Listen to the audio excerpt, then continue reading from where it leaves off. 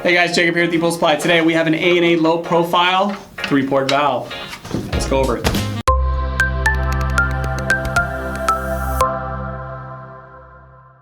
Alright, and we're back. So today, A&A low profile 3-port valve. So the cool thing with these is that even though it looks like a 6-port, they make different ones for a 3-port, a 6-port, and a 2-port. And all it is on the inside that differentiates this from all the other ones is a little cam on the inside, which I'm gonna take this thing apart and I'm gonna show you guys what it's all about. Just on the outside looking in, so the low profile has this nice clear lid so you can see the impeller from the top spinning to make sure your gear kit's working properly. 2-inch plumbing on the outside, so a 2-inch coupling goes on the outside of here, 1.5 inch pipe goes on the inside.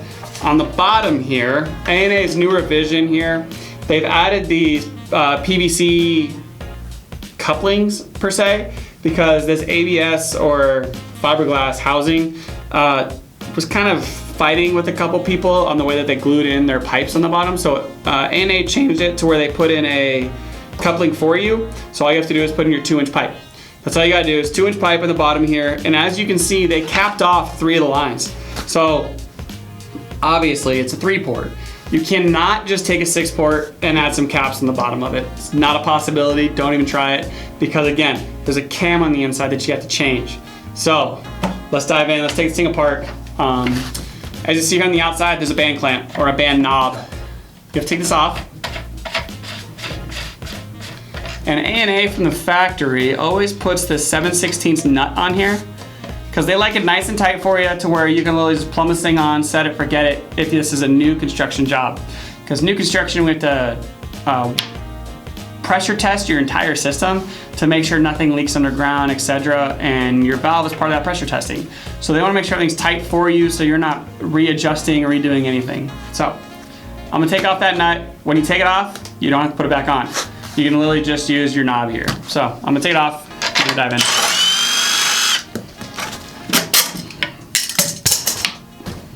So then lid comes off. We got an O-ring, which obviously seals the lid. And then let's take out the whole gear kit. So the gear kit comes out really nice and easy.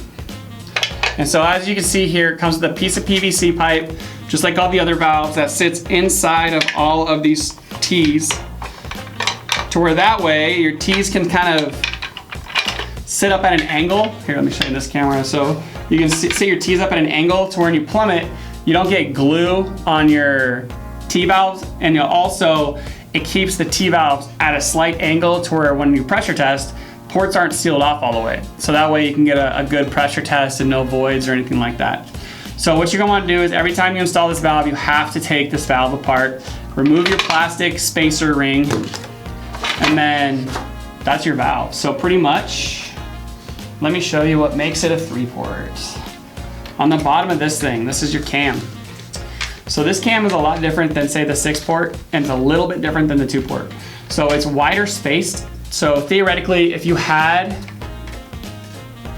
T's right here, it would lift 2 up, but the way that it works is you only wanna lift 1 of these up, but because of the wider spacing, it's gonna go from here, so the cam will shift, and the second that this one starts to close, it's gonna start lifting this one up, so then you don't deadhead your system. So that's what makes the 3-port gear kit a 3-port gear kit.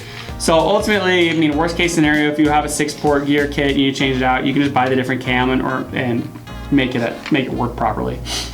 So that is ultimately what makes this thing a 3-port. So let's put her back together. Side note, A&A low profile comes with these push-in 2-inch flaps. Really good, really good design. They're not gluing like the old ones. They push in and they allow a lot of flow. So as you can see here, 2-inch pipes, bigger is always better when it comes to pool plumbing. So almost every manufacturer has an 1.5 inch valve. A&A has a 2-inch valve. Again, the bigger you can go, the bigger the flow, the more efficient your system's gonna be. So we highly recommend 2-inch valves are always good. I don't think they make an 1.5 inch valve anymore for low profile when it comes to 3-ports or 2-ports. So, all right, there's my side note. Let's put this thing back together. Enjoy the fast forward music.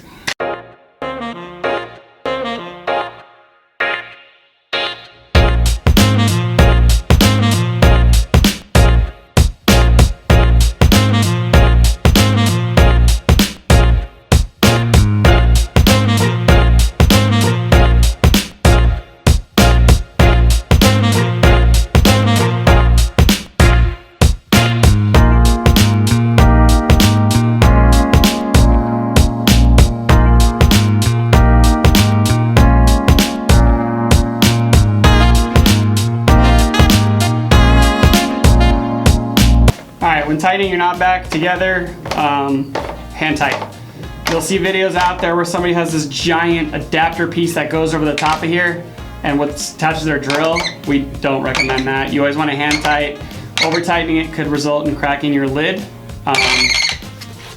That's how you put it all back together. Obviously that was real quick for you guys to see and fast forward. But ultimately, 3-port valve. I'm Jacob with ePoolSupply. Thanks for watching. Hey everyone, thanks for watching.